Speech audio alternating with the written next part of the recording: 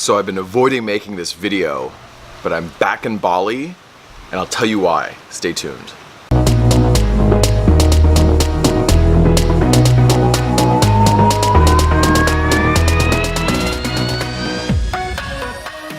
So if you're new to the channel, please subscribe. I talk about my travels, my experiences, I give you advice, things that are on my mind. So the biggest difference between when I was in Bali over the summer and now, it being about December, almost New Year's, is that I've been actually traveling the last 4 or 5 months alone. I'll tell you why, but first check out the villa.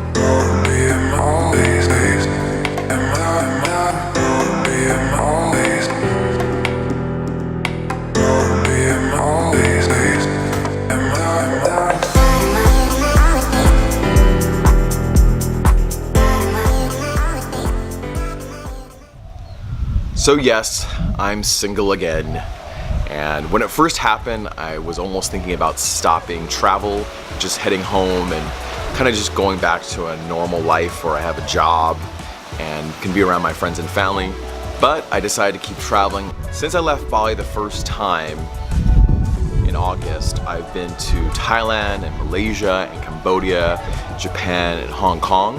I just kept traveling and it definitely helped me out, and I'm really happy that I did. I did go back home for Thanksgiving and it was really nice. I was there for Thanksgiving and a friend's wedding, and so it was really nice to be around friends and family around that time. So the reason why I decided to come back to Bali was through my travels, I started getting really fatigued with what I consider fast traveling, was when you're traveling from place to place every few days or every few weeks. I just wasn't built for it. I'm definitely getting up there in age. I'm in my 30s. If I'm gonna stay somewhere, I really want community. That was the biggest thing I really wanted. And when I was in Bali the last time, I could tell there was a really huge community here. I made some friends, and when coming back, I was able to reconnect with a few people, and then moving into this villa, I was able to connect with the people living here. And since I'm staying for 2 months or more, I get to have really much more deeper conversations and get to know people better. And that's what I really enjoy. One of the hardest parts about traveling is when you travel fast, is that you meet people and they kind of just go away. And they disappear out of your life. Travel is really about shared experiences and having deeper connections. That's what I want out of my travel. One of the great parts about being in Bali, and definitely in Southeast Asia, is a year before I came out and before I quit my job, I would watch all the travel vloggers religiously, like Lost LeBlanc, Travel Beans, Chris the Freelancer, Life of Jord, Where's Poppy, Travel Light, and I was able to meet some of them, and it was really nice. I got really kind of close with Alex and Emma from the Travel Beans in my time in Chiang Mai, and I definitely see everybody, all those other travel vloggers, kind of here and there when I'm traveling around Bali. So it's kind of nice. It's kind of inspiring to kind of see them and meet them, and some of them are kind of like how they are on YouTube, and some of them are definitely a little bit different. Nothing bad, it's just when you're on YouTube, you definitely tend to be a little bit more high energy because you're editing and you definitely want to be positive, but it's still great to meet everybody.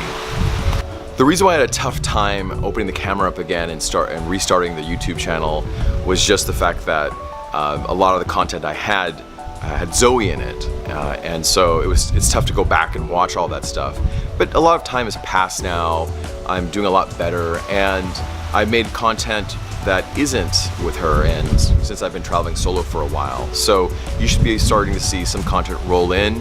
I don't know if you've noticed, but I changed the name of the channel from Travel and Found to the Marvin Chronicles. I think for me, the reason why I did it was because though traveling is going to be always an important aspect of my life, I don't know if the type of traveling I'm doing will be the type of traveling I'll continue to do in the future, and I wanted to just make that kind of clear. This channel is, if I was going to do it again, I want it to be a bit more personal, and also you guys will know my name, so that also helps too. I live in Canggu, which is a part of Bali. It's a kind of a beach town.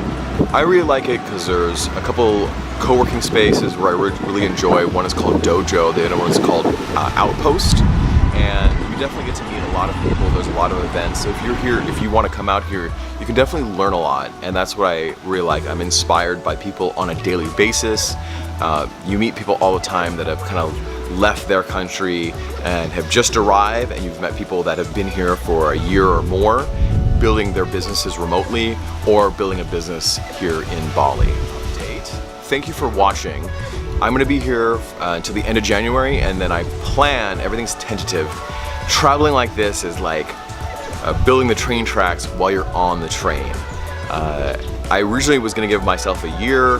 That year's coming up pretty quickly, and I feel like I haven't traveled enough.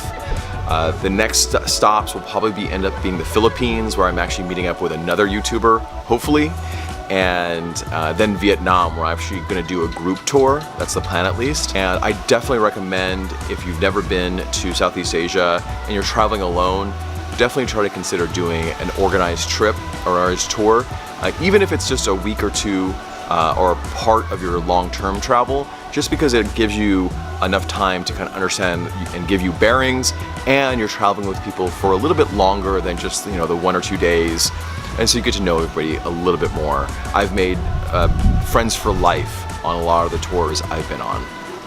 Watching, and if you like this content, please consider subscribing, and if you're ever in Southeast Asia or Bali, please reach out to me. My Instagram handle is still Travel and Found.